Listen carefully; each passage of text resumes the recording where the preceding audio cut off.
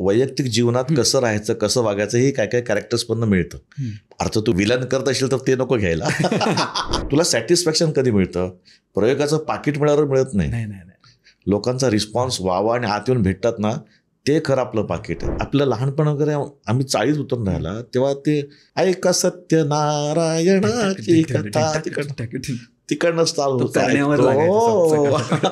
मराठीचा तो plus point आहे. मराठीत ग्रँजर खूप चालतं असं मला नाही वाटत, पण तू भावनिक आणि तू मातीतलं देशील ना तर लोकांना आवडतं. मैत्री निखळ असावी, निस्वार्थ असावी, त्यात कुठे व्यवहार येऊ नये आणि ते एकमेकांचे कान धरणारी आणि पाठ थोपटणारी असावी आणि जास्त हवेत उडू नये हे सांगणारी पण असावी.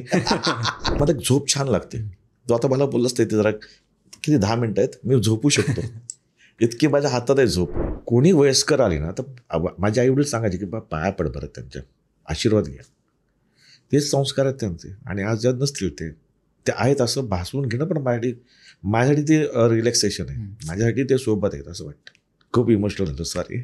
नाही, इमोशन्स खूप महत्वाचे आहेत, कारण आपण टाळाटाळ करतो भावना अनुभवायला आणि नेहमी बॅकएंड मध्ये ठेवून देतो, नंतर बघू. पण ते चुकून असं काय तर तू सांगतो बोललास त्यात ना ते निघालं. काही नसताना माझ्या आई वडील सांगायचे, मी त्यांना सांगायचो आई वडिलांना की मी केदार आणि अंकुश बरोबर, तर जा म्हणायची हरकत नाही.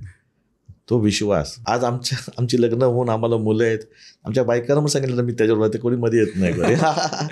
ही मैत्री, त्या मैत्रीचं प्रतीक म्हणजे सही नाटक. प्रामाणिक प्रयत्नच तुम्हाला सक्सेसकडे नेऊ शकतात. अदरवाईज तुम्ही हलक्यात घेतलं तर तुमचं आयुष्य पण हलक्यातच जातं पुढं. स्वप्न पहा, ती पूर्ण करण्याची क्षमता तुमच्यात आली पाहिजे. आणि होऊ शकतं की अशी स्वप्न पहा की जे आपल्याला आपण करू शकतो आणि त्याचा अभिमान लोकांना वाटेलच, पण स्वतःला आतून वाटला पाहिजे की मी करू शकलो.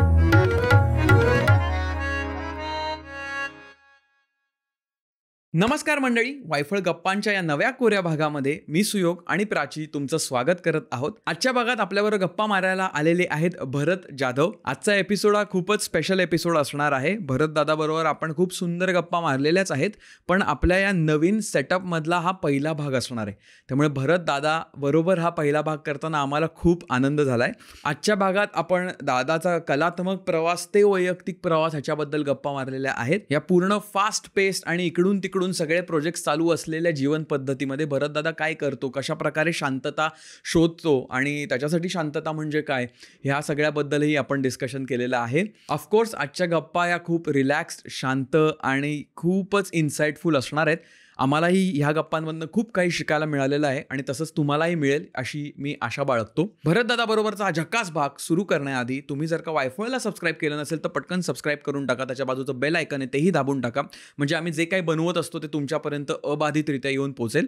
वायफळ पत्रव्यवहाराचा तुम्ही जर का भाग झाला नसाल तर त्वरित व्हा. नवीन एक्साइटिंग काही गोष्टी आता आपण लॉन्च करतोय पुढील काही आठवड्यांमध्ये, तर त्याचा भाग होण्यासाठी नक्की रुजू व्हा. त्याचीही लिंक डिस्क्रिप्शनमध्ये दिलेली आहे, म्हणजे आम्ही ईमेल स्वरूपात मराठीतनं तुम्हाला पत्र पाठवू. वायफळ स्पेशल सुतारफेणी नावाचा आपला कथाकथनाचा संगीतमय आणि आगळा वेगळा कार्यक्रम, जो लहानांपासून अगदी थोरल्यांपर्यंत सगळ्यांना मजा आणतो, असा हा कार्यक्रम विविध शहरात होऊ घातलेला आहे. हा कार्यक्रम जर का तुमच्या गावात होत असेल तर नक्की या. ह्याचेही डिटेल्स आपण डिस्क्रिप्शनमध्ये टाकलेले आहेत. वायफळ दुकान याच्यावर नवीन सवलतीच्या दरांमध्ये विविध गोष्टी आपण उपलब्ध केलेल्या आहेत. टी शर्ट वगैरे आहेत, सेमी इंग्लिश क्लबचे टी शर्ट असू देत, निसर्ग चित्र याचे टी शर्ट असू देत, विविध प्रकारच्या गोष्टी तिथे आहेत. तर त्याही पहा आणि आवडल्या असतील तर मागवा किंवा भेट द्या, म्हणजे त्या साईटला भेट द्या आणि मग त्या वस्तू भेट द्या. एवढाच बोलतो आणि सुरुवात करतो आजच्या वायफळ गप्पांच्या जबरदस्त एपिसोडची with none other than Bharat Jadhav. Let's go. Bharat दादा, वायफळवर स्वागत आहे. कसं वाटतंय? मस्त. वायफळ वाटत नाही, घरचं वाटतंय.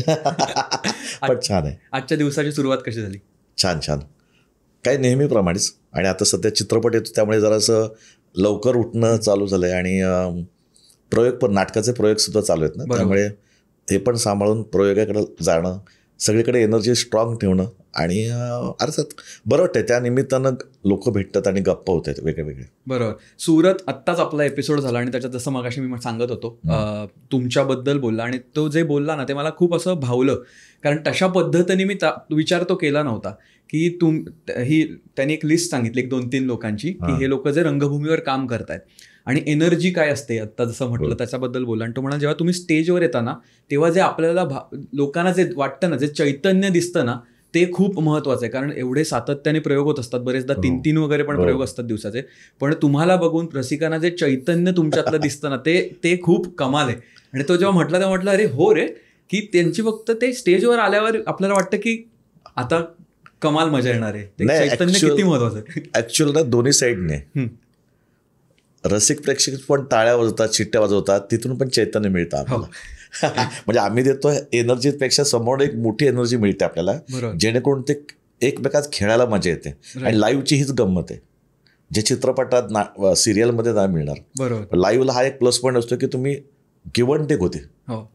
जर आपला प्रयोग जरा स्लो चालला असेल, लोक हसायला वेळ घेत असतील, तर आपल्याला कळतं की थोडी एनर्जी लावायला हवी, किंवा लोकांच्या कलेनं आजचा प्रयोग घेतला पाहिजे.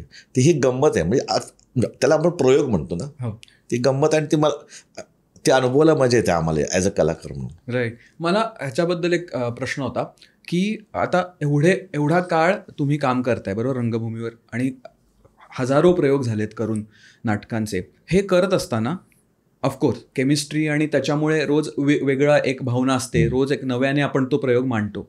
पण माणूस म्हणून आपल्याला गोष्टी शिकायला लागतो आपण कलाकृतीतनं. खूप खूप म्हणजे वैयक्तिक जीवनात कसं राहायचं, कसं वागायचं, हे काय काय कॅरेक्टर्समधनं मिळतं. अर्थ तू विलन करत असेल तर ते नको घ्यायला, काय करू नये. पण एक माझ्याकडे अशाच जे कॅरेक्टर्स आले चित्रपटात किंवा नाटकात, ते सर्वसामान्य माणसाचे झालेत. जे मी अनुभवतोय तेच मी प्रेझेंट करतोय. पण अनुभवून प्रेझेंट करता करता हेही कळतं आपल्याला की अजून कसं आपण मॅच्युअर्ड होऊ शकतो. नाटकात, सिनेमात ते आहेच, पण वैयक्तिक बाबतीत ते हा अभ्यास आम्हाला तिथे पण उपयोग येतो. जो नाटकाच्या कॅरेक्टरचा आपण कधी अभ्यास करतो, कधी कधी आपण तिसऱ्या व्यक्तीचं काहीतरी अवलोकन करतो आणि ते मला कॅरेक्टर म्हणून टाकून तो एक अभ्यास. थोडक्यात काय, तुला ते खेळता आलं पाहिजे, करता आलं पाहिजे. कॅरेक्टर्समध्ये जाऊन त्या कॅरेक्टरचा विचार करा, त्याचा पास्ट, वर्तमान असेल आणि तुझं फ्युचर असेल, त्याच्या आशा आकांक्षा, हा तो विचार करतो आपण. पण तेच करताना स्वतःच्या जीवनात आपण जगतोय ना, त्यातही त्याचा उपयोग होतो की फ्युचरमध्ये काय केलं पाहिजे आणि काय सांभाळायला हवं, किंवा पास्टमध्ये काय केलं होतं आणि ते चांगलं होतं का वाईट होतं. वाईट असेल तर वर्तमान मला वेळ आहे हातात की मी चांगलं करू शकतो, हा फायदा होतो. त्याच्यातनं फायदा होतो. कारण मला ना असं, आता आम्ही फारच नवीन होत्या सगळ्यामध्ये आणि आम्ही काय काय प्रयत्न करत असतो, तेव्हा असं वाटतं की हे आपण सातत्याने जेव्हा प्रयोग करतो त्याच्यानंतर त्याच्यात काय आपण तजेलपणा किंवा एक ताजापणा त्याच्यात आपण शोधायचा असतो, हा असा मला खूप मोठा प्रश्न पडतो. की हे एकच गोष्ट सातत्याने आपण मांडत असतो, तर तो फ्रेशनेस किंवा आपल्याला त्याच्याबद्दलचं ते कुतूहल किंवा ती क्युरिओसिटी आणि ती एक्साइटमेंट कशी जागृत ठेवायची, हे खरंच म्हणजे, कारण ते तुमच्या कामातनं आणि तुमच्या बॉडी लँग्वेजमधनं सतत दिसत असतं. तर तो एक खूप मोठा एक मुद्दा असं मला पडलेला प्रश्न आहे की कसं हे ताजं ठेवायचं असतं सर सातत्याने एवढं काळ. एक तर आता उदाहरणार्थ समजा आता सहिरसईचेच प्रयोग पकड, गेले 23 वर्ष चालू आहे. बरोबर. लिमिटेशन्स, प्रॉब्लेम्स येऊ शकतात किंवा तेच करतोय आपण. परवा पण तसा शो केला, आज पण तसं, म्हणून काय नाटक किंवा शो बदलू शकत नाही. पण आम्ही जर बॅक ऑफ द माइंड विचार ठेवला ना की येणारा ऑडियन्स समजा त्यातला पहिल्यांदा कोण आला असेल, तर आता इतकी वर्ष झाली ठीक आहे, रिपीट ऑडियन्स भरपूर आहे, पण त्यातला कोणतरी काहीतरी ऐकून पहिल्यांदा बसला असेल तर त्याला ते पहिलंच सारखं नाटक तर दिसू देत, त्यालाही कळतं इतकं हे नाटक इतकी वर्ष का चाललंय. निदान त्या व्यक्तीसाठी, त्या गोष्टींसाठी आपण फ्रेश राहणं आणि तोच प्रयोग त्याच एनर्जीने ठेवणं, तो फायदा आहे. म्हणजे त्यात आपण कधी असं होतं ना की झाले आता 100 शो आले, लोक इथे हसणार, इथे टाळे येतील, असं नाही चालत. शो एंट्रीच्या आधी पण मी पण टेन्शनमध्ये असतो. लोक कर्टनवर टाळा वाजवतील, पण त्याच्या आधी मी पण टेन्शनमध्ये असतो की सांभाळून शो झाला पाहिजे, छान झाला पाहिजे, कुठे अडकता कामा नये. का त्या सैरसेमध्ये पळापळ खूप आहे. मागे तू जर बघशील ना तर आमच्या सगळ्या केबल्स, वायर्स आहेत ना, त्या मी चिकटपट्टीने असं चिकटवलं असतात सॅलोटेपने इकडे तिकडे वगैरे, का तर पायात अडकून मी पडता कामा नये, बरोबर, माझ्या चेहऱ्यावर घाम कुठे दिसता कामा नये. लोकांनी क्यू नाही केली पाहिजे माझी, अरे बिचारा किती घामाघूम झालं वगैरे नाही. मला त्या कॅरेक्टरमध्ये अडकवायचं लोकांना. मग मागे पण आमची एक सिस्टीम असते, जे पाणी देणारा मुलगा असेल किंवा नॅपकिन धरून असणारा मुलगा असेल, मग ते सगळं करत करत कॅरेक्टर आपण स्टेजवर आणतो. हे रोजच करतो आम्ही, इतके वर्ष प्रयोग करतोय. पण त्यातला तो फ्रेशनेस पण टिकवण्यासाठी, अर्थात अभिनयातला आणि कोण आलेला नवीन त्याला ते भावलं पाहिजे नाटक आजही. तर हे सांभाळतो आणि मजा येते. त्यामुळे तू म्हणतोस तसं आता झालं इतकी वर्ष करतात तेच का करू, तेच करताना काय कंटाळा येत नाही का? तर नाही येत. असे काही अजून ऑडियन्स आहेत की ज्याच्यावर तुझी अजून एनर्जी वाढते की अरे यार आजचा प्रयोग मस्त झाला. आणि तू पण नाटकात करतो, तुलाही अंदाज असेल, तुला सॅटिस्फॅक्शन कधी मिळतं? प्रयोगाचं पाकिट मिळाल्यावर मिळत नाही. लोकांचा रिस्पॉन्स व्हावा आणि आत येऊन भेटतात ना, ते खरं आपलं पाकिट आहे. आणि खरंच आहे, म्हणजे तो आशीर्वाद आहे माझ्यासाठी, आज सगळ्याच कलाकारांसाठी, की येऊन आपण जे करतोय ते लोकांना आवडते ना, लोक त्याचं कौतुक करतायत ना, बस झालं. ते जास्त महत्त्वाचं आहे. पैसे मिळणारच आपल्याला, कामाचे पैसे असतात ते मिळणारच आहे, त्याच्यावर तर आपला व्यवसाय चालणार आहे. हे आहेच म्हणून काही करत नाही, सांभाळून करा, छान करा. नाटकात लोक येतात, भेटतात. लाईव्हचा हा फरक असतो की येऊन आतमध्ये येऊन लोक भेटतात, गप्पा जिवंत लोक भेटतात, गप्पा मारतात, मजा येते. दादा आता एवढी सगळी धावपळ असते, म्हणजे चित्रपट असतात, मालिका असतात, कधी कधी कुठे कुठे आपल्याला जायला लागतं कार्यक्रमांनिमित्त. जनरली स्केड्युलिंगमध्ये खूप इकडे तिकडे पळापळ असते. त्यात तुम्ही आता कोल्हापूर, तू झालाय दादा, चालेल ना, बस. तर कोल्हापूरला असतोस, मग तिकडनं इकडे, आणि ते सगळं चालू असतं. ह्याच्यात स्वतःचा वेळ असा काय असतो आणि ती शांतता कुठे तुला मिळते आणि तू त्यावेळी काय करतोस? आता मी खूप सांभाळून काम करतो, त्यामुळे तेवढं हे नाही आहे. म्हणजे नाटकांचे प्रयोग करतो, आता एखाद दुसरा चांगला चित्रपट वाटला तर करतो, आणि मग उरलेला वेळ मी कोल्हापुरात जातो, परत येतो, इथे काम करतो, परत कोल्हापुरात जातो. कोल्हापुरात 2-3 दिवस राहतो छान, मग ते रूमच्या बाहेर पडत नाही, मुलांमध्येच असतो, किंवा शेत आहे आमचं तिथे, फार्म हाऊस केला तिथे जाऊन बसतो वगैरे. बाई कुठे जात नाही, कारण इतकं फिरलोय की गरज वाटत ना कुठे फिरायची. तो स्वतःचा वेळ आपण राखून ठेवतोच आपण. ह्याच्या आधी जास्त बिझी होतो ना तेव्हा मी, आणि मला एक झोप छान लागते. तो आता मला बोललाच नाही, ते जरा किती 10 मिनिटं आहेत, मी झोपू शकतो, इतकी माझ्या हातात आहे झोप. तर त्याचा फायदा तेव्हा तो मला खूप फायदा होता. मधल्या काळात मी 3-3 तासच झोपायचो आणि 3 शिफ्टमध्ये काम करायचो, सकाळी दुपार, मग जमलं तर रात्रीचा. त्याच जिथे शूटिंग आहे तिथे नाटकाचा दौरा लावायचो, तिथे शो करायचो, म्हणजे प्रयोग पण थांबता कामा नये. हे सगळं सांभाळून मला जे मधला वेळ मिळायचा ना, त्यात मी झोपायचो आणि मस्त झोपायचो. 10 मिनिटं झोप झाली की चला. आता 2 शोच्या मध्ये पण मला गॅप असते ना, मी माझा एक स्वतःचा वेळ काढतो, आतमध्ये कोणाला भेटत नाही, काही नाही, जातो स्वतः, वेळ 10-अर्धा तास आहे, चला. त्याने काय होतं, झोपण्याने काय होतं, म्हणजे थोडासा एक आराम केल्यामुळे काय होतं, तू परत फ्रेश होतो रे. एक परत आता शो करताय, परत एक एनर्जी आणायची आहे. तर तुझ्या बॉडीला, तुझ्या गोष्टीला थोडासा आराम हा पाहिजेच. तो आता प्रत्येकाची स्टाईल वेगळी असेल, तो प्रत्येकजण कसा आराम करत असेल, पण माझा हा सोपा आहे. मस्त की आमच्याकडे नाटकात चटई असते, कुठे कोपऱ्यात टाकतो घरी, तिथे मी जे पोट लावतो ना सईला, तेच 2 पोट असे दुमडून ठेवतो आणि उशीला ठेवतो, मस्त झोपून काढतो बाजूला आणि परत शोला उभा राहतो. त्यामुळे झोप महत्वाची आहे. अर्थात झोप, आपण म्हणतो म्हणजे आताच युट्यूबला सगळे सांगतातच की किमान 7 ते 8 तास रात्रीची छान झोप असावी, मिळावी. तर आपल्याला जर मिळत नसेल तर मध्ये वेळ काढत जर तुम्ही आराम केला करून टाकायची. वाचायला आवडतं पुस्तकं किंवा इन जनरल? मी फार वाचत नाही, पण आता जरा सुरू केले मी. आणि माझं काय होते, मी असंही कुठलं काय वाचायला घेतो ना, 3-4 पानानंतर मला झोप येते किंवा जरा हे होतं, मी इन्व्हॉल्व होत नाही लगेच. पण तू नाटकाचं स्क्रिप्ट देशील, चित्रपटाचं स्क्रिप्ट देशील, ते एक हात वाचून काढतो, पटकन बसलो की डायरेक्ट एंडपर्यंत. आता मी घुसत जातो वाचता ऐकत, कारण कॅरेक्टर करायचं, हे आहे ते आहे ते, आणि मस्त एकदा याच्यात वाचून काढतो. कधी काय होतं, एखाद्या कोणीच मला स्टोरी सांगितली ना, तर मी पूर्ण स्टोरी ऐकून घेतो, आणि तुम्हाला 3 वर्षांनी भेटलं असतं तर मी तुला परत ती स्टोरी तुला सांगू शकतो, तो हा चित्रपट माझ्या घेऊन आला होतास, त्याची अशी लिंक होती वगैरे. त्या बाबतीत जरा शार्प आहे. पण असं म्हणशील तर वाचत चिकारच वाचन आहे, तेवढं नाही आहे माझं.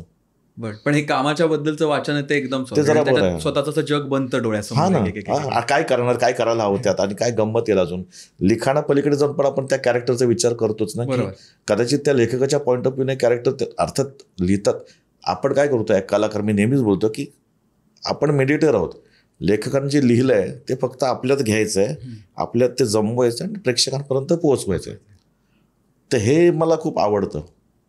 म्हणते काय चित्रपटात मी 4 रोल वगैरे करतो, ते मला आवडतं. आलं गेला, पण दुसरा आला गेला, ही गंमत आहे.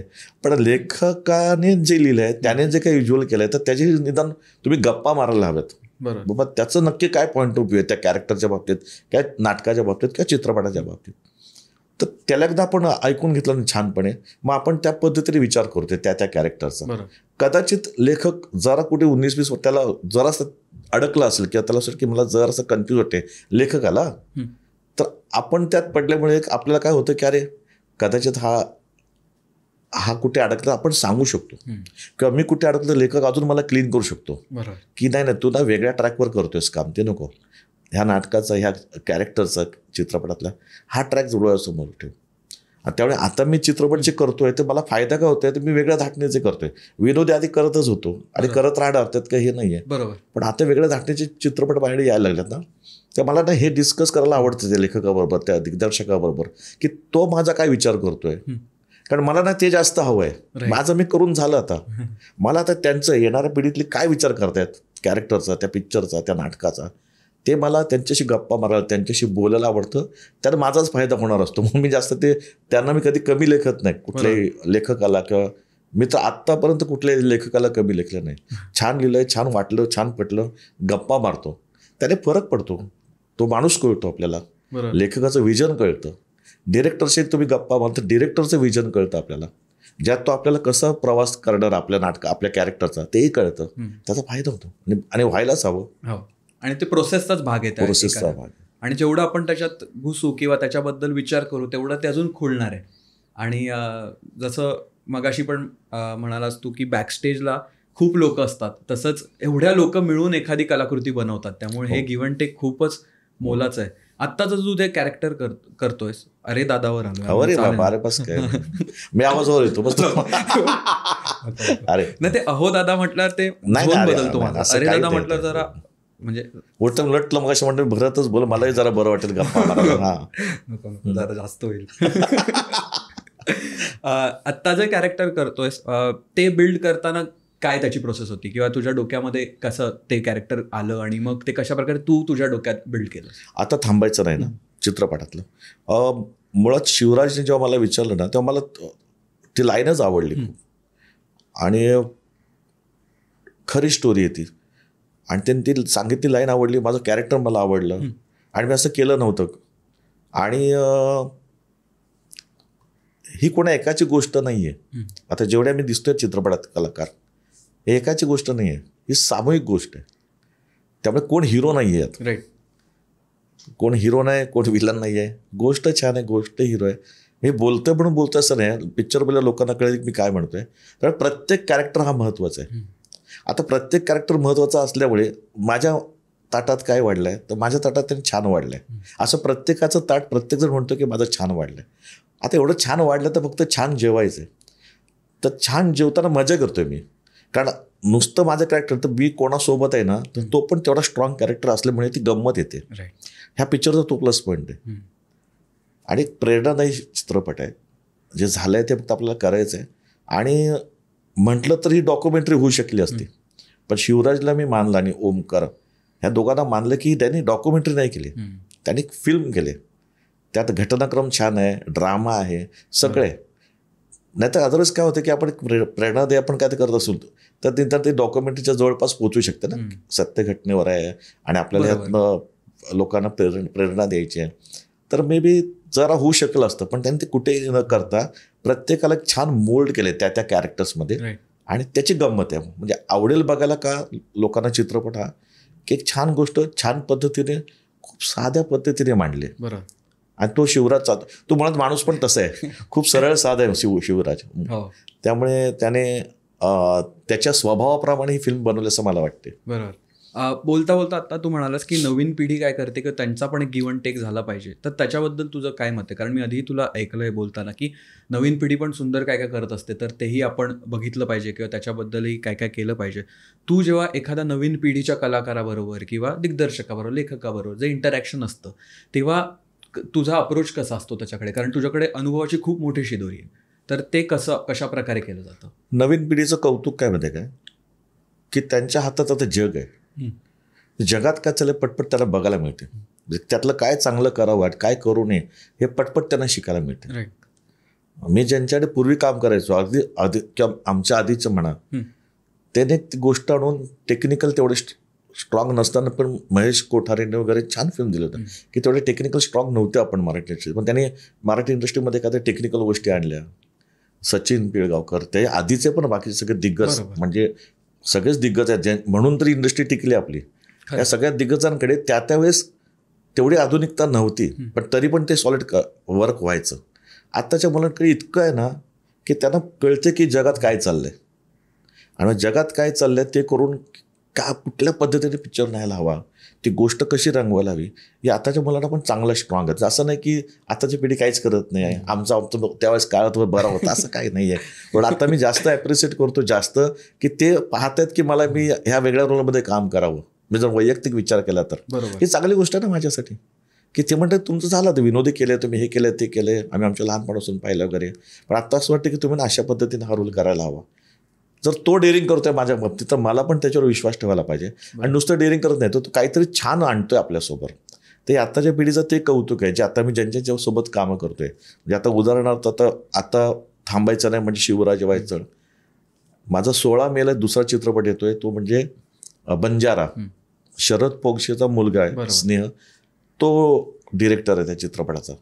तर त्याने पण जेव्हा मला गोष्ट ऐकवली तर मला आवडलं, मस्त वेगळा विचार करतोय, मैत्रीचं एक वेगळी परिभाषा मांडतोय. तर मी लगेच त्याला हो म्हटलं आणि काम पण केलं त्याच्याबरोबर. मला खूप बरं वाटलं, खूप ॲडव्हान्स आहे तो पण. नंतर एक फिल्म आहे दशावतार, सुबोध खानविलकर आहे, तर त्यात मी पाहुणा कलाकार आहे खरं तर, पण तरी पण त्यांनी स्ट्रॉंग पिक्चर केला आहे. दिलीप प्रभावळकर, दिलीप भैयांचं काय तगडा रोल आहे त्यात. मी पाहुणा कलाकार आहे, पण ना मला त्यांची कामाची पद्धत आवडली. तो ज्या पद्धतीने त्यांनी प्रेझेंट केली ती फिल्म, ज्या शूटिंग केलं, अरे सुपर केलं आहे. चांगला विचार आणतायत, ते वेगळा विषय आणतायत.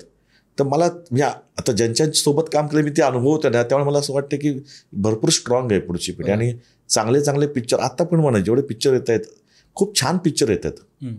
सिम्पल आहेत, काही मस्त आहेत, काही छान आहेत, अशा छान गोड चित्रपट येत आहेत. आता फक्त लोकांनी जर थिएटरमध्ये पाहायला हवं, कारण चांगले चांगले विषय येत आहेत, आपल्या मातीतले विषय येत आहेत आणि भावणारे विषय येत आहेत.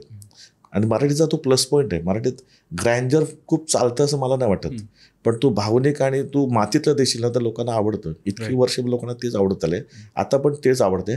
पण तुम्ही छान पद्धतीने मांडा ते, तर ते लोकांना आवडतं. आजही म्हणजे असं आपले ते अजूनही काय म्हणतात सुपर हिरो आणि मोठा जो असतो ना ॲडव्हेंचर वगैरे अजून मराठीत तितकं स्ट्रॉंग नाही चालत. पण तू भावनिक गुंतागुंत असेल, थोडंसं निखळ मनोरंजन असेल तर लोकांना ते ॲप्रिशिएट करतात लोक. हो, ते आणि जवळचं वाटतं, जवळचं वाटतं. आय थिंक आपल्या लोकांना जवळचं जे वाटतं ते जास्त धरून मातीतलं असतं ना. बरोबर.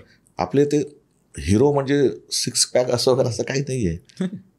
तू आमच्यातला चेहरा दिसावा, आम्ही तुला त्यात पाहतोय. आम्हाला आमचं घर, आमचं फ्रस्ट्रेशन असेल, आमचा प्रॉब्लेम असेल तर आमच्यासमोर कॉमन मॅनच असेल ना, तर तो काय करेल, तो कसं त्यातनं बाहेर पडेल, तो काय करेल ते बरं. आता राजा गोसावी साहेब घ्या किंवा दादा कोंडके, त्यांचे चित्रपट घ्या किंवा अजूनही किती आपल्याकडे बरेच नाव आहेत. म्हणजे सगळ्यांचा विचार करता आपलं कळतं की लोकांना ना हिरो म्हणून बघितलं नाही, लोकांनी त्यातलं अरे मस्त आहे, माझं जवळच आहे, माझ्या जवळच आहे. अशोक मामा, लक्षा मामा, त्याने आपलं एकदम काय म्हणतात जवळचे, म्हणजे अगदी रिचेबल वाटतात की आपल्या घरातलाच हा माणूस असावा, अशी एक ती भावना आहे. भरत दादा, मैत्रीबद्दल तुझं काय मत आहे? मैत्री किती महत्वाची आहे आयुष्यात?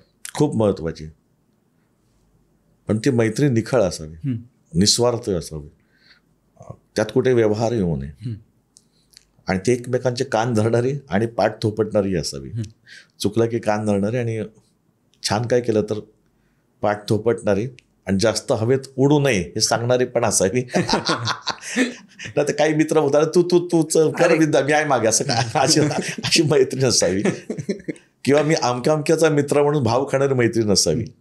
मैत्री ही खूप प्रामाणिक असावी, निस्वार्थी म्हटलं आणि इथून असावी. राईट. आणि एक मित्र म्हणून आपल्या पण जबाबदाऱ्या असतात. हे आता वेगळ्याच झोनमध्ये आपण चाललोय, पण मला असं वाटलं कारण प्रवासात आपण एवढ्या गोष्टी करत असतो ना, तेव्हा एक मैत्री आणि घरची लोक ही खूप महत्वाची असतात, कारण ते आपल्याला अँकर करतात, म्हणजे ते आपल्याला धरून ठेवतात. बाकीचं सगळं बदलत असतं, पण ते असतात आपल्यावर, आणि त्याचे खूप महत्व आहे. आणि आता फार मी मोठा नाही, आता 30शीत आत्ताच आलोय, पण हे सगळं जाणवायला लागलं की किती महत्वाचे असतात हे सगळी मंडळी. म्हणून तो प्रश्न विचारला, म्हणून म्हटलं की एक जबाबदारी पण असते आपले मित्र म्हणून, त्याच्याबद्दल तो हे अँगल आहे की आपल्यासाठी आहेत पण आपण दुसऱ्यांसाठी उभं राहणं, आणि हे कामात पण होतं. बरेचसे नवीन कलाकार आलेले असतात, त्यांना ते धडपडत असतात, ते काहीतरी फिगर आउट करत असतात आणि तेव्हा कोणतरी अनुभवी व्यक्ती जेव्हा आपल्याला काहीतरी सांगतं की नाही तू असं करून बघ, असं नाही की मी तुला हे देतो मग तू तसं हे असं करून बघ, ते पण खूप आयुष्याची पूर्ण दिशा बदलते. तुझ्या आयुष्यात असं झालंय बरेच वेळा मला माहिती, पण तुला आत्ता एकदम प्रकर्षाने आठवते अशी कोणती व्यक्ती? विजय चव्हाण, विजू मामा, नो डाऊट. त्यांनी असं दिशा पूर्ण दिशा म्हणण्यापेक्षा ते पण साध्या घरातनं झालेले आहेत, त्यांनी पण यश पाहिलेलं आहे. पण नाटकात मी काम करतो दामोदर पंतमध्ये, तेव्हा मला तेवढं नाव नव्हतं. सहिरे सही नंतर जरासं माझं नाव झालं असेल, पण त्याच्यात तसं माझी लोकांपर्यंत माझं नाव पोचलं नव्हतंच. पण त्यांनी मला बऱ्याच गोष्टी सांगितल्यात की बाबा स्टेजवर कसं आहे, काय विनोद करताना काय. कारण मी त्या स्टेजवर आजही कोण समोरचा चुकला की मी हसतो आहोत. म्हणजे आजही म्हणजे तेव्हा अजिकार हसायचो, आज कंट्रोल करतो, पण तेव्हा मी पटकन हसायचो. तर ते मला नेहमी सांगायचे तेव्हा की तू नको हसू, लोकांना हसवायचं आपल्याला आणि जबाबदार नट व्हायला हवं ना स्टेजवर. असं लाईटली घेऊन चालत नाही कुठली गोष्ट. ते मला त्या गोष्टी त्यांच्या खूप पटल्या. म्हणजे तू म्हणतोस तसं एक काम आपण सगळेच करत असतो, पण पटकन एक दोन गोष्टी कोणाच्या जेव्हा ऐकतो तर ना आपला दृष्टिकोन पटकन बदलतो. तर आज मी माझ्याकडे येणारी नवीन मुलं असतील, माझ्यासोबत काम करणारे कोण असेल, त्यांना पण मी तेच सांगतो. विजय चव्हाण, विजू मामानात पण कोणीतरी त्यावेळेस त्यांच्या काळात सांगितलं असेल. तर हा एक फायदा असतो त्यातला की तो जे सांगणं असतं आणि आपण किती ऐकतो ते पण महत्त्वाचं आहे. काही लोक नुसतेच हो हो करून जातात, असं नाही. पण ते तुम्ही जेन्युअनली ऐका, तुमच्याच करिअरसाठी ते चांगलं असतं, प्रोग्रेस करणार असतं. त्यापैकी विजू मामा आहे. आणि मैत्रीत आमचे केदार आणि अंकुश कधी पण म्हणजे ऑलवेज आम्ही कित्येक वर्षांचे मित्र आहोत आणि एकाच प्रोफेशनमध्ये असून पण एवढे मित्र आहोत. आणि एकदम सुरुवातीपासून किती सुंदर वाटतं ना की आपण कुठे होतो आणि आता आपण सगळे प्रत्येकाने एवढं चांगलं बॉडी ऑफ वर्क क्रिएट केलं की वेगळा त्याच्यात आनंद असावा. आम्ही कधी टॅक्सी संबंध होतं करायचं तेव्हा घरात जाताना किंवा कुठून शोवरून निघताना वगैरे, तर आम्ही एक ठराविक हे करायचो की आधी अंकुशला सोडायचं, मग केदारला सोडायचं आणि शेवटी मी जरासा लांब राहायचो. तेव्हा 11 रुपये काय 9 रुपये मीटरचं हे असायचं बेसफेअर. हां, तर आम्ही ना ते बरोबर जिथे कडक आवाज ते गाडी थांबवायचो. कारण पुढचे पैसे नसायचे ना. मग तिथून मग चालत मी माझ्या घरी जायचो. कधी कधी मला हे सोडायचे आणि ह्यांच्याकडे कुठेतरी ते कडक आवाज की हे लोक मध्ये उतरायचे, चालत जायचे वगैरे. ती मैत्रीण आज प्रत्येकाकडे हातात गाडी आहेत आणि त्याचा ते टिकवून आहेत की वर्ष. आज बाजूच्या गोष्टी बदलल्या असतील पण मैत्री बदललेली नाही आहे. आमच्याकडे काही नसताना माझ्या आई वडील सांगायचे, त्यांना सांगायचो आई वडिलांना की मी केदार आणि अंकुश बरोबर आहे, तर जा म्हणायची हरकत नाही. तो विश्वास केदार घरी सांगायचा की मी भरत आणि केदार अंकुश बरोबर आहे, अंकुश सांगायचं घरी किंवा मी असं, तेव्हा घरचे ते विश्वास ठेवायचे की नाही एकत्र राहत ना काही टेन्शन नाही. तेव्हा आज आमची लग्न होऊन आम्हाला मुलं आहेत, आमच्या बायकांना मग सांगितलं मी त्याच्याबरोबर, ते कोणी मध्ये येत नाही. ही मैत्री असे हक्काचे. कारण त्यांनाही विश्वास काय की कुठे व्हावणार नाहीत, कुठे दुसरीकडे जाणार नाहीत, किंवा तो पहिला काळ होता की तुम्ही हलू शकता ना. खरं त्या वयात जेव्हा आपण येतो कुठे फोकस हलू शकतो, पण नाही. आणि आता इतक्या वर्षांनी टिकले माहिती, आता काय प्रश्नच येत नाही. पण ती एक वेळ असते की तेवढापर्यंत कुठेतरी दिशाहीन होतात ना आपण त्या तरुण वयात, तेव्हा मात्र प्रॉब्लेम येऊ शकतो. पण त्यात मैत्री असल्यामुळे तेव्हा झालं नाही.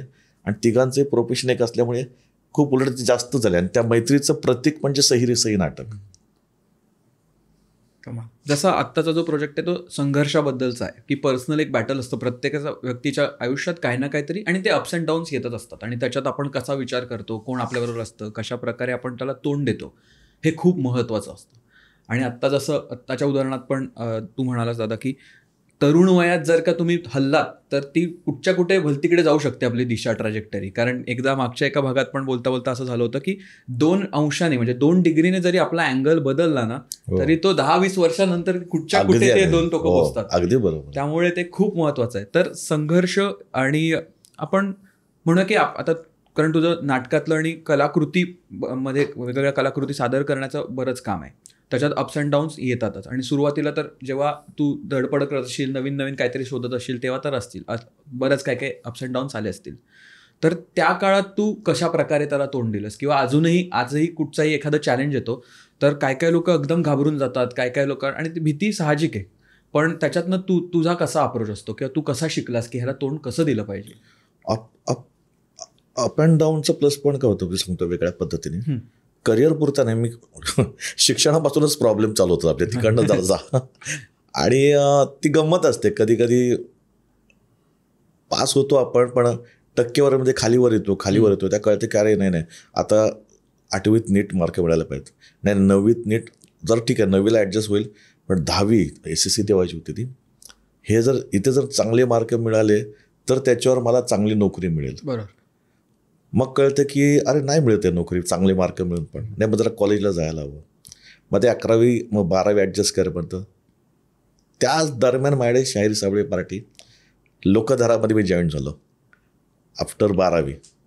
आता मलाच कळे ना की मी कार्यक्रम करू का नोकरी शोधू. तरी पण घरचं, माझे वडील टॅक्सी ड्रायव्हर, माझे भाऊ पण काम करतो एक ते. घरात कुठून तर पैसा आला पाहिजे एवढंच खरं. आणि ते वय पैसे आणण्याचं वय असतं. आणि मी बघत होतो की इथे लोकधारात आलोय खरं, नाईट पण मिळते मला, हरकत नाही, पण घरात किती द्यायला हवी आणि काय. मग त्यात नोकरी पण शोधा, मग हे जरा आवडतं फील्ड हे पण पहा. पहिलं आपण नुसत्या परीक्षेत पास होण्याचे आपण अप अँड डाऊन बघतो. आता इथेच ठरते की ह्याचे प्रयोग किती होतील लोकधाराचे, त्यातनं किती मिळतील, आणि त्यातून मला घरी किती देतील, आणि त्यातून मला नोकरी पण शोधायची चांगली. इथनं परत ह्या स्टार्ट ह्या गेम परत. बरोबर. ते करतो तोपर्यंत इथे जास्त लक्ष दिलं का, तर माझ्या घरच्यांना वगैरे आवडायला लागलं होतं की शाहीर साबळे पार्टीत तू आहेस, आम्हाला बरं वाटतं. कारण ते वय असं होतं की आमच्यातली बरीच मुलं चाळीतली वेगवेगळ्या मार्गाला लागली होती. कुठल्या बोलत नाही, पण निदान हा आपला मुलगा चांगल्या घरी म्हणजे चांगल्या संस्थेमध्ये काम करतोय, हरकत नाही. तिथून विश्वास आल्यामुळे मी काय केलं, नोकरी शोधणं जरा कमी केलं आणि मग लोकधाराचे प्रयोग आणि मग एकांकिका स्पर्धा करूया आता. का तर एकांकिका स्पर्धा परीक्षक बघतात आणि ते कुठल्या तर मोठ्या नाटकात आपल्याला घेतील, आणि इथून वेगळा प्रवास सुरू होतो. आणि ह्यातले पण बारीक सारीक तो अप अँड डाऊन चालू आहेत. बघतोय ही एकांकिका चांगली, ती अरे एकांकिका चांगल्याच केल्या आम्ही, पण काम अजून मिळत नाही. कोणतं बोलवायला पाहिजे, आपल्याला बोलवायला हवं. बोलवत होता तीच एकांकिका मी इंटर कॉलेजला केली होती, ऑल द बेस्ट, जी तुफान हिट झाली. त्याच्यावर आम्हाला पहिल्यांदा व्यावसायिक नाटक मिळालं, ऑल द बेस्ट. मोहन वाघांनी घेतलं होतं, मोहन काकाने.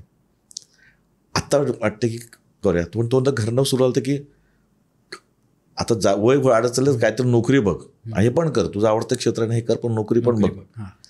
मग मी नोकरी शोधायला लागलो होतो. परत आधी शोधायचोच, पण आता अजून आता कारण आता लग्नाचं वय जवळ आलं होतं, लग्नाच्या वयापर्यंत पोहोचलो होतो मी. मग मी असं बघत होतो की बँकेत मला मिळणार नव्हतं काम, कारण कलाकार कोठा आम्ही शोधत होतो, बँकेत होता, पण बँकेला ग्रॅज्युएशन लागतं. माझं ग्रॅज्युएशन नव्हतं, 12वी नंतर थांबवलं होतं. मग FY SY नंतर केलं होतं. मग कुठे तर मग BSTमध्ये चान्स होता.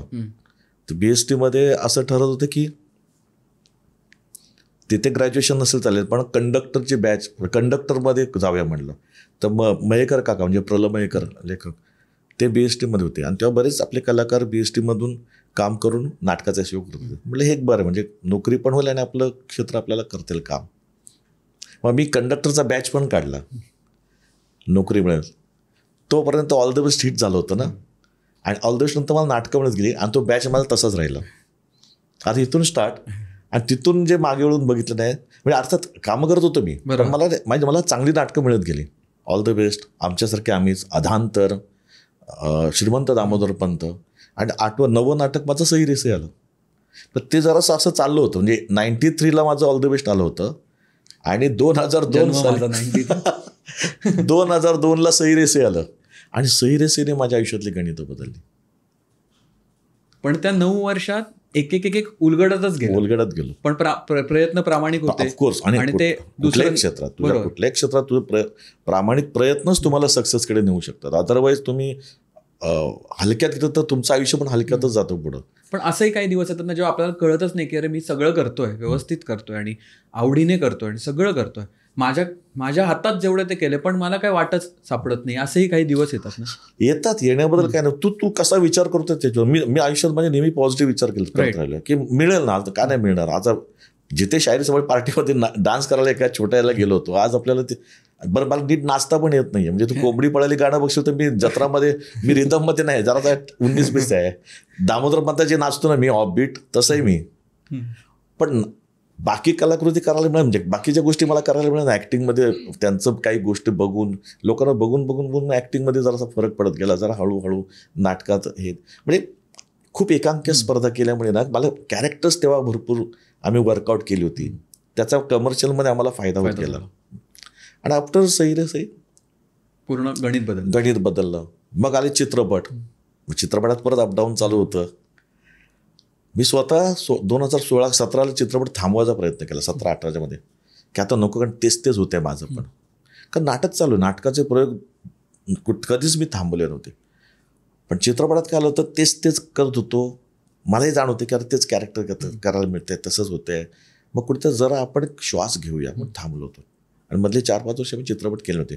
एखाद दुसरा चित्रपट मी केला मध्ये, पण थांबलो. पण मी ते थांबल्यामुळे काय झालं, माझ्याकडे आता जशी मी कशी नावं घेतली ना मी, असे चित्रपट यायला लागले की वेगळा विचार करून लोक आता बाहेर यायला लागले. त्याचा फायदा मला झाला. आता तू म्हणशील हे सगळ्यात मानसिकता काय असेल, ते मानसिकता होते प्रत्येकाची होतं. कारण शेवटी ना तुला घर चालवायचं असतं, एक सांभाळून सगळ्या गोष्टी करायच्या असतात.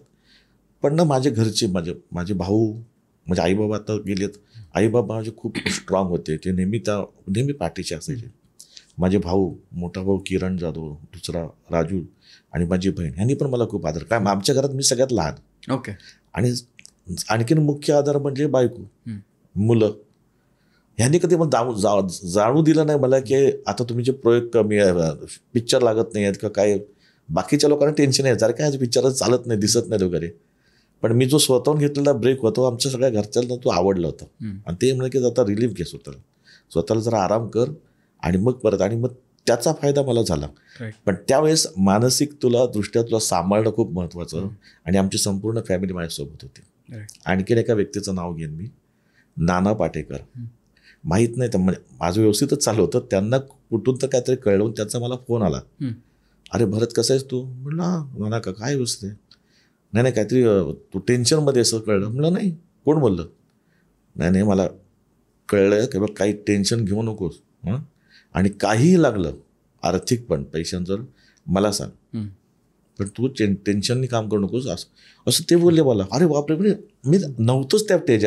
ऑफकोर्स 19-20 असतात आपल्या गोष्टी, पण मला ना खूप बरं वाटलं की त्या व्यक्तीने, त्या माणसाने मला विचारलं आणखीन काय पाहिजे तुम्हाला. असे जेव्हा पॉझिटिव्ह माणसं कोण कुठून तरी, आपल्याला राजसाहेब ठाकरे, त्यांनी पण मला खूप त्यावेळेस त्यांनी आधार दिला आहे. मैत्री म्हणतो ना आपण, ती मैत्री अशी असावी. ह्या लोकांना असतं ना, कुठं ना कुठं आपल्याला नॉक केल्यामुळे काय होतंय की अरे कोणतरी आपल्याकडे बघतोय, कोणाचं आपल्याला अजून तो प्रोत्साहन देतोय, नकळत प्रोत्साहन मिळतं ना. ते ही खूप महत्त्वाची माणसं आहेत की जे, म्हणजे नाना काकांचं मला तर जामच वाटलं. बरं, एरवी खूप अधिक 2 भेटले होते, जास्त नाही, गप्पा मारले चिकार. पण बऱ्याच दिवसानंतर एक फोन येऊन तुला विचारणं, हे माझ्यासाठी खूप मोठं होतं. आणि ह्या ज्या गोष्टी येतात ना, तेव्हा ना तुझ्या आतलं इनर पॉवरनं अजून पॉझिटिव्ह होते आणि अजून काय ते करायची इच्छा होते. ते करतो आपण. कमाल. कारण त्यांचं असणं आणि विचारणं खूप खूप महत्त्वाचं, खूप महत्त्वाचं. कमाल. आणि अशा वेळी म्हणजे जेव्हा तुम्ही पिक्चर करत नाही किंवा तू पिक्चर करत नाही हे बघतो आणि म्हणून फोन केलाय असं नाही, काय डायरेक्ट कोणी सांगितलं असं झालं? नाही. त्यांना अंदाज आला असणार की सगळं दिसण्यात येत नाही, दिसत नाही, काय नाही, किंवा कुठल्या टेन्शन मध्ये आहे का. बरोबर.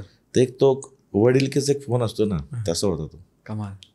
स्वप्न बघणं किती महत्वाचं आहे का विचारतो होता मी. जसं सही रे सही चालू झाल्यानंतर एक वेगळा गिअर पडला, बरोबर, आणि नाटकाचे प्रयोग व्हायला लागले सर्वत्र आणि सगळं एक फास्ट पेस झाली.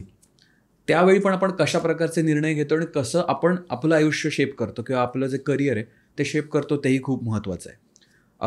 लॉंग टर्म बघितलं, आता आपण मागे वळून बघतो तेव्हा आपल्याला कळतं की एवढे वर्ष, आता किती 26 वर्ष जास्त सही रे सही पासून पकडलं तर 23 वर्ष. तर 23 वर्षाचा कालखंड आता झालाय. ह्याच्यात एक एक करत जे डिसिजन्स तू घेतले असतील त्याच्यावर हे बनलेलं आहे सगळं, बरोबर. आणि ते डिसिजन घेणं, त्याच्यात व्यावहारिक डिसिजन सुद्धा आले, आणि ते कसं बॅलन्स ठेवणं, हे सातत्याने कसं चालतं, म्हणजे चालू राहील, त्याचे फायनान्शियल्स कसे क्लिअर राहतील, सगळ्या लोकांचा कसा फायदा होईल आणि कशा प्रकारे ते आपण सस्टेनेबली बनवू शकतो, हे खूप महत्त्वाचं असतं.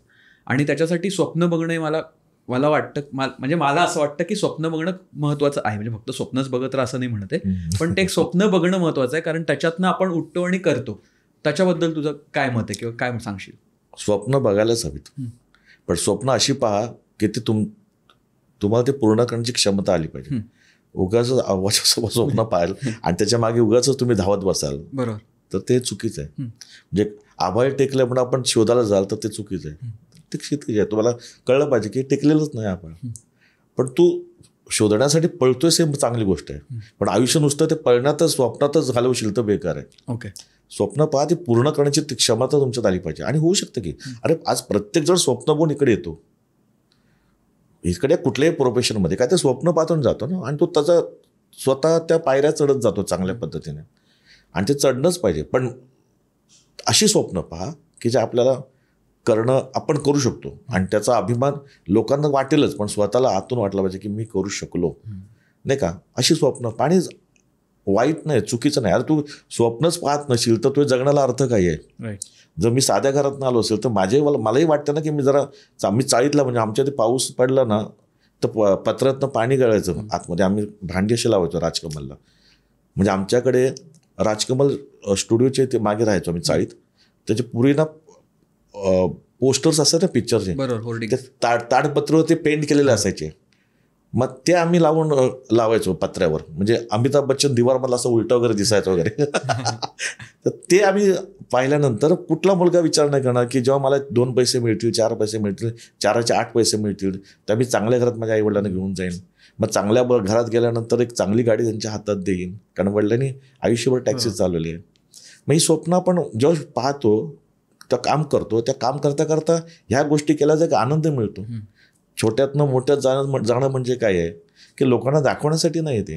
अरे मला वाटतं मला करावं असं आणि मी करू शकतो याची खात्री जेव्हा येते आपल्याला, जेव्हा कामं मिळतात तेव्हा कळतं की नाही हे करू शकतो आपण. तर करताना माझ्यासोबत नाही फॅमिलीला पण मी एंटरटेन केलं चांगलं, कारण त्यांनी आयुष्यभर आई-वडिलांनी खस्ता काढलेत. तर प्रत्येक मुलाचं काम आहे ना की जर मी अजून काय तर अपग्रेड होऊन दाखवेन, मी जरा अजून काय की जेणेकरून मी आतनं बाहेर काढेन, त्यातून बाहेर आणेन अजून चांगली गोष्ट जी मी आज जग बघतोय, माझ्या आईवडिलांनी जग बघायला पाहिजे, माझ्या भावांनी बघायला पाहिजे. हे प्रत्येकजण करतो आणि करायलाच हवं रे. हीच स्वप्न म्हणतोय मी. त्यातून तू जाऊ शकतोस, त्याच्या मागे धावू शकतोस आणि ते पूर्ण करण्यासाठी धावू शकतोस. इतकी स्वप्न पाहू नका की उद्या मी विमानातनं फिरेन, विमान स्वतःच असेल, एवढं पण पाहू नका, कारण त्याला वेळ जाईल अजून. आणि त्यात उगाच वेड्यासारखं काय ते काम करत बघाल तर ते एवढं पण नाही.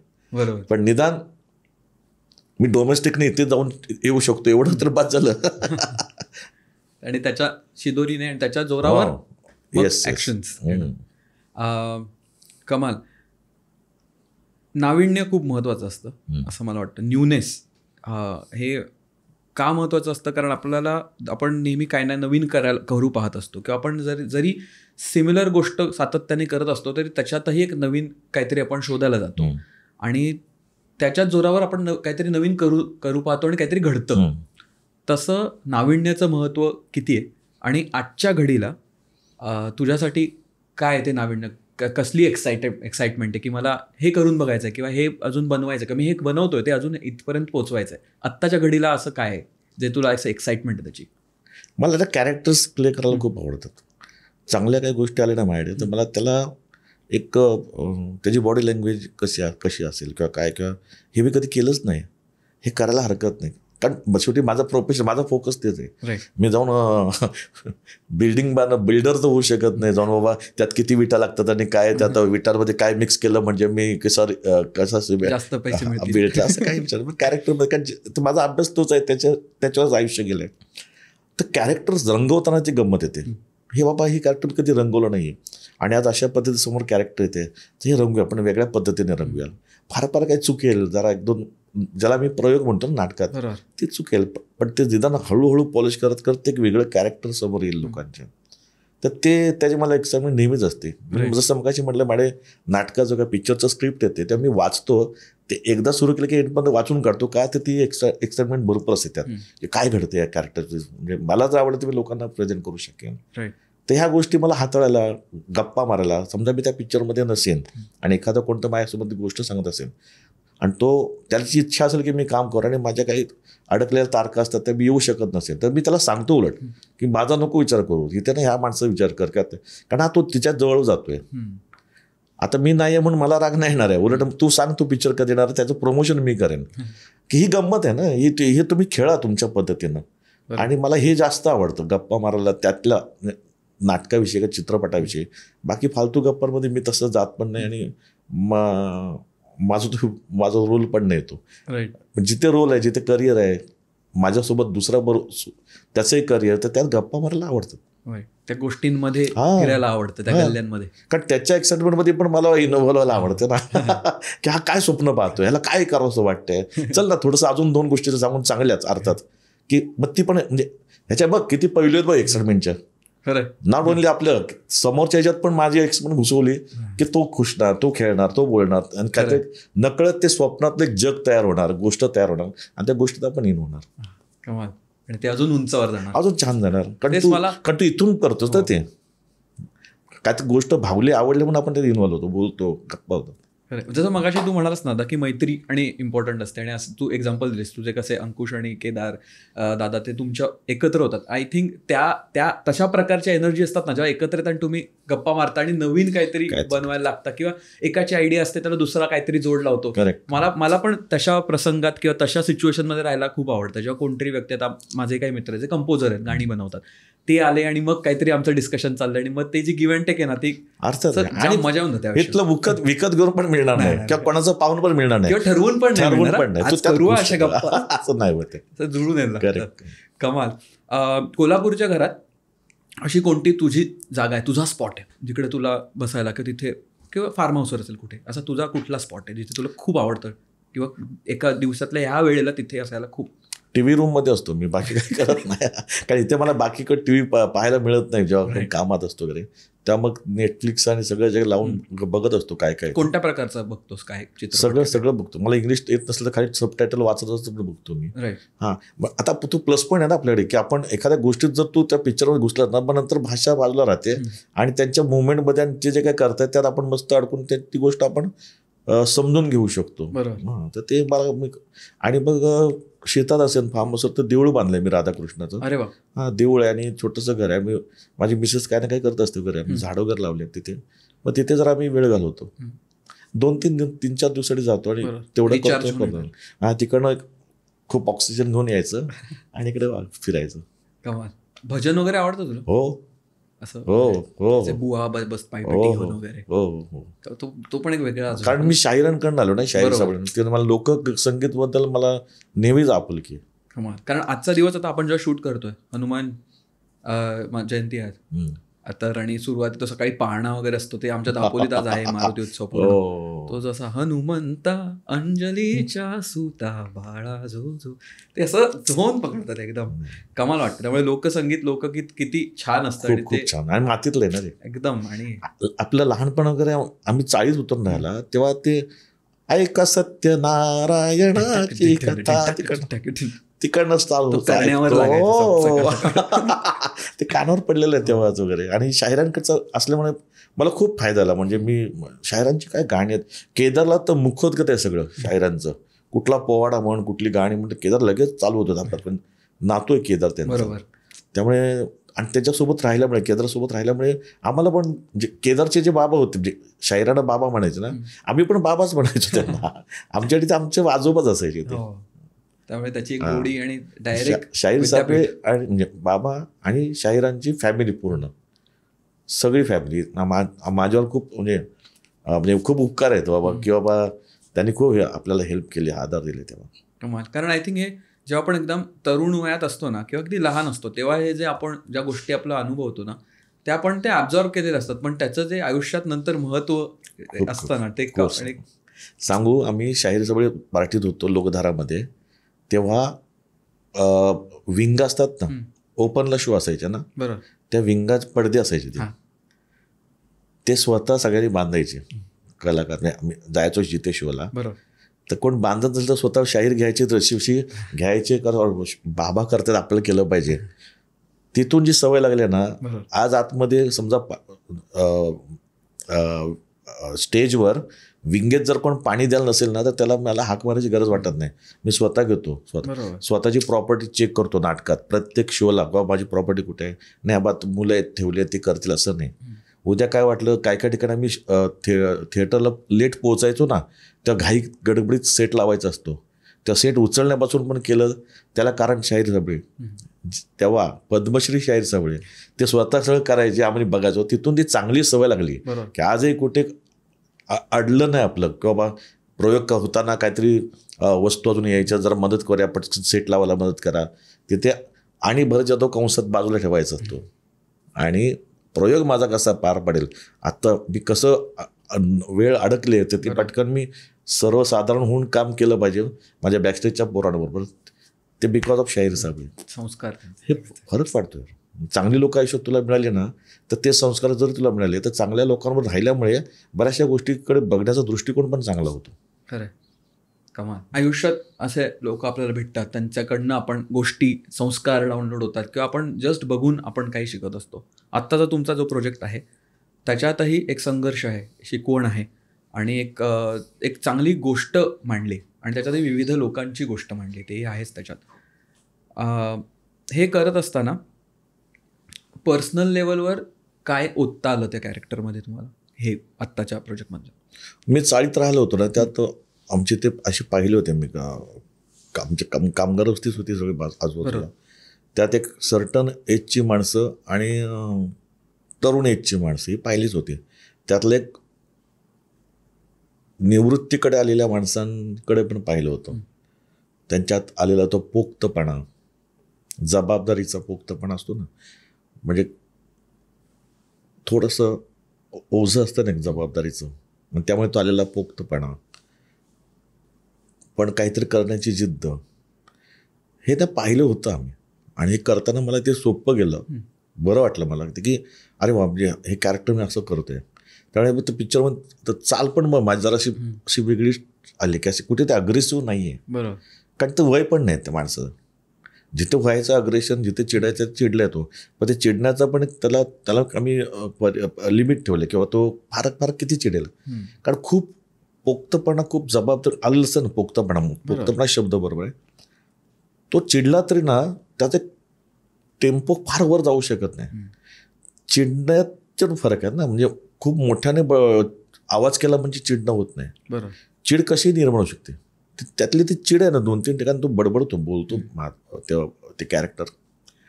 त्याला ते लिखाणात छान आल्यामुळे ना ते बोलायला पण मस्त वाटलं.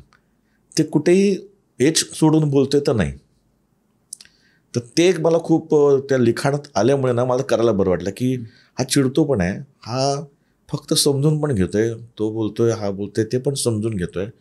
कारण ह्याला असं वाटतं की आता रिटायरमेंट झालं की माझं आयुष्य संपलं, आता बस झालं.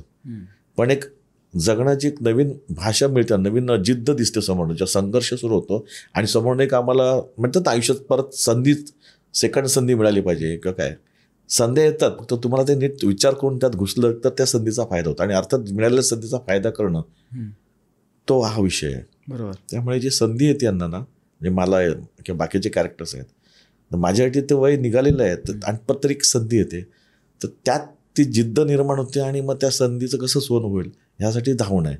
त्यासाठी ते आता थांबायचं नाही. त्यामुळे हे सगळं ना खूप छान वाढवून ठेवलंय, पुढे करायला मजा वाटली मला. कमाल. आणि तेच प्रेरणादायी तर आहे. आणि जसं आत्ता आपण म्हणालो, व्यक्ती आपल्याला शिकवत असतात, तशा कलाकृती आपल्याला बऱ्याच गोष्टी शिकवून जातात.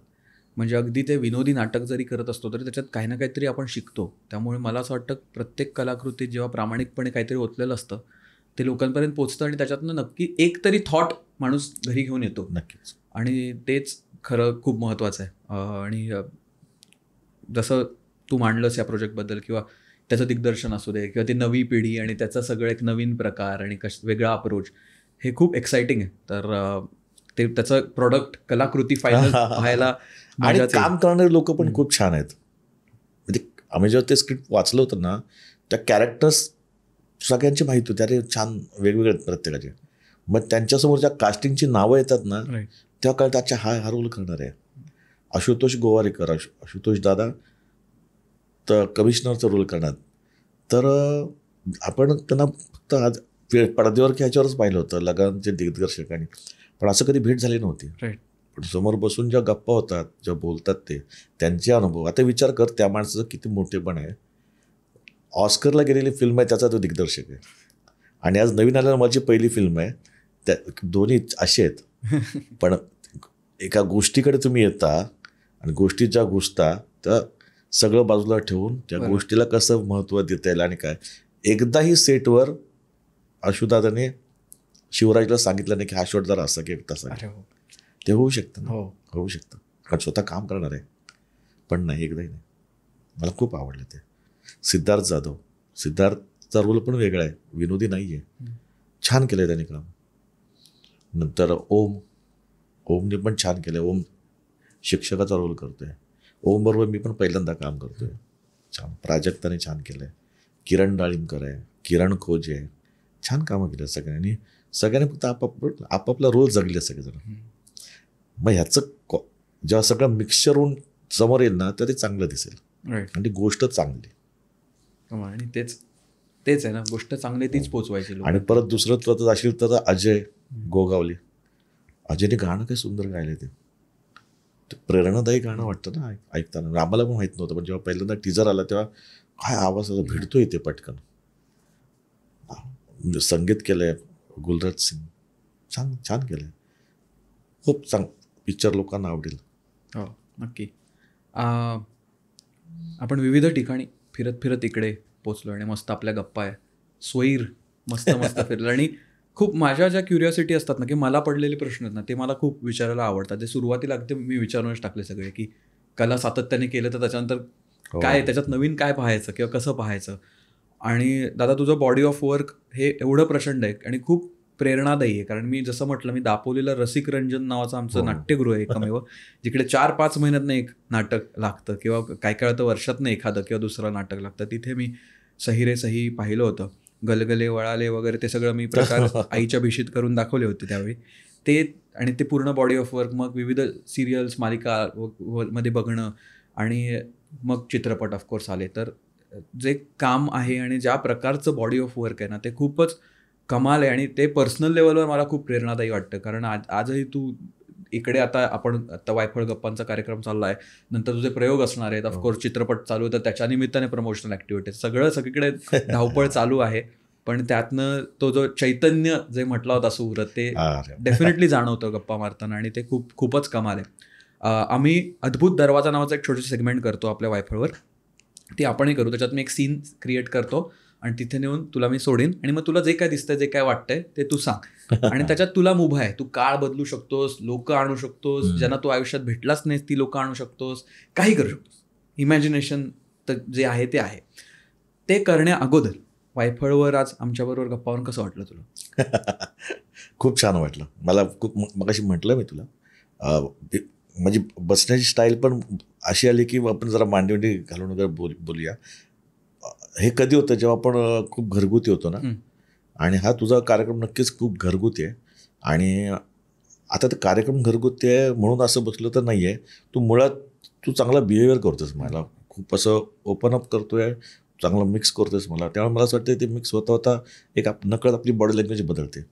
तर ते त्याचं खूप मला कौतुक वाटतं, नेहमीच वाटतं. अदरवाईज उगाच तर खोटा आवारा ठेवून एवढेच प्रश्न मग असंच बोलेन आणि तसं ते नाही आहे. त्यामुळे मला खूप म्हणजे ते जास्त जवळचं वाटतं भावतं. थँक्यू.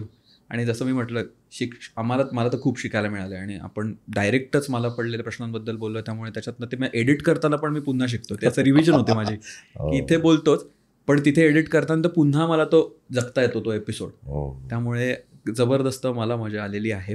कोल्हापूरला होता पण तू देवळात जाऊन आलायस, पूजा केलीस, नमस्कार वगैरे करून आलेला आहेस आणि तू शेताकडे पाहणी करतोयस, काय कुठे काय लावलंय, नवीन काय मळा लावलाय, भाजी लावले, काय जे काय असं चालत चाललेला आहेस. मस्त गारवा आहे हवेत, पाणी सोडलंय शेताला, त्यामुळे त्याचा तो मातीचा वास सुंदर पसरलेला आहे.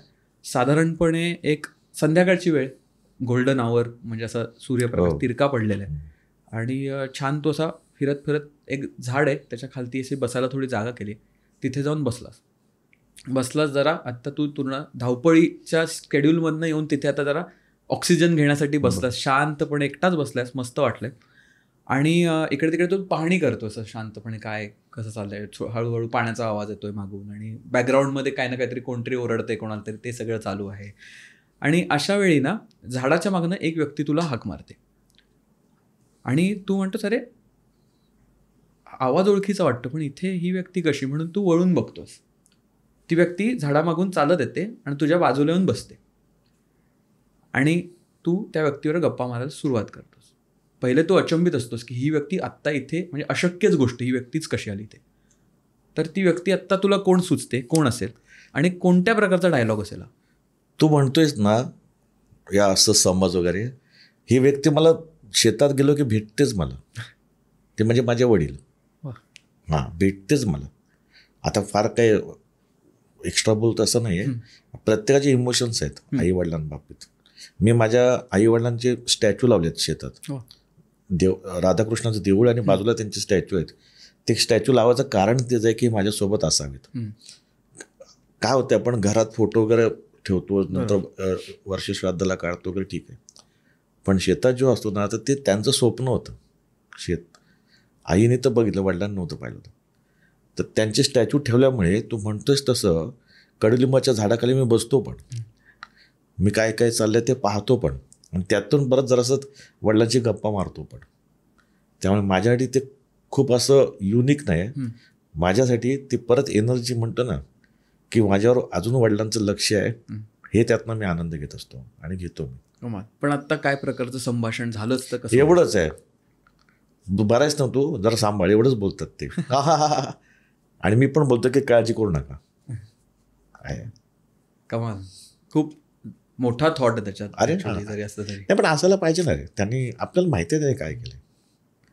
मग बरं, आमच्याकडे म्हणजे मागे एका मुलाखतीत म्हटलं होतं की कोणी वयस्कर आली ना तर माझे आई वडील सांगायचे की बा पाया पड बरं, त्यांच्या आशीर्वाद घ्या. तेच संस्कार आहेत त्यांचे. आणि आज ज्या नसतील ते आहेत असं भासवून घेणं पण माझ्यासाठी ते रिलॅक्सेशन आहे. माझ्यासाठी ते सोबत आहेत असं वाटतं. कमाल, खूप इमोशनल होतं. सॉरी. नाही, इमोशन्स खूप महत्त्वाचे आहेत. कारण आपण टाळाटाळ करतो भावनांशी खेळायला किंवा भावना अनुभवायला, आणि नेहमी बॅकएंडमध्ये ठेवून देतो, नंतर बघू. पण ते चुकून असं काय तर तू सांगतो बोललास त्यातनं ते निघालं. पण चांगलं, म्हणजे हा थॉट पण चांगलं की आपण मजा पण करू शकलो असतो यात. तू शेतात गेल्यामुळे काय आलं, मी तिथे अडकलो. तू वेगळी गोष्ट आणली असतीस ना तर मी अजून त्यात गमतीशीर काय ते वेगळं बोललो असतो. तू माझ्या इमोशनमध्येच पहिला घुसलाच. आणि तिथून या व्यक्ती आली तर ती येतेच व्यक्ती, माहिती आहे मला असं आलं ते.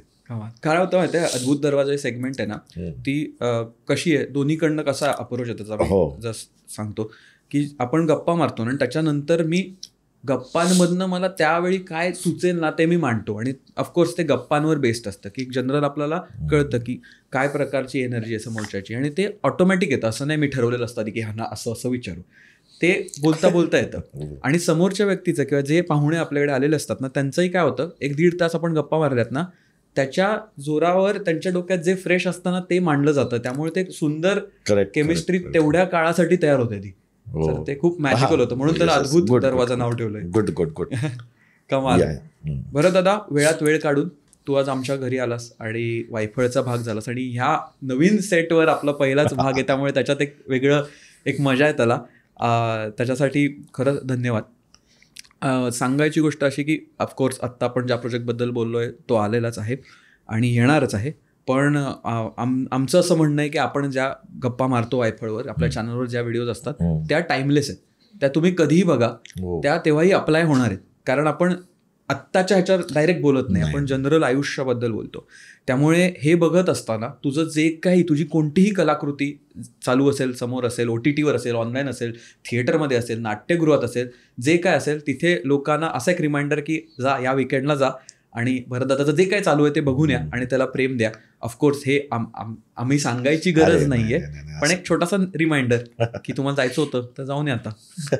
आणि आम्ही भागाच्या शेवटी ना एक शब्द देतो लोकांना, कुठचाही रॅन्डम शब्द दे. सो ते कमेंटमध्ये टाकतात, म्हणजे आपल्याला कळतं ह्या लोकांनी शेवटपर्यंत पाहिलाय एपिसोड. तर एक काही शब्द दे असा सोप्पा. संघर्ष. कमाल. संघर्ष हा शब्द तुम्ही कमेंटमध्ये टाका, म्हणजे आम्हाला कळेल तुम्ही हा भाग इथपर्यंत पाहिलेला आहे. एवढं बोलून आजचा भाग इथे पूर्ण करतो आणि तुम्हाला पुढच्या भागात लवकरच भेटतो. धन्यवाद. बाय. थँक्यू.